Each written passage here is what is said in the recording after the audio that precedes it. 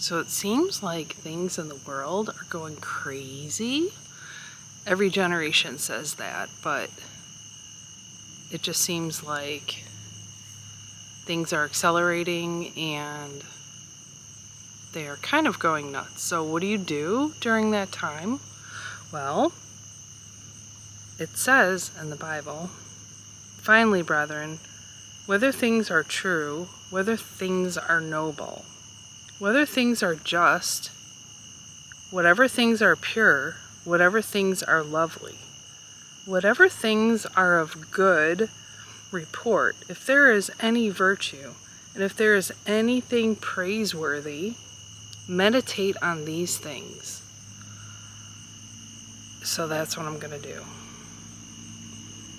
It seems like when I get stressed and when the news is crazy, if I just meditate on the good things of God, I get this peace beyond all things.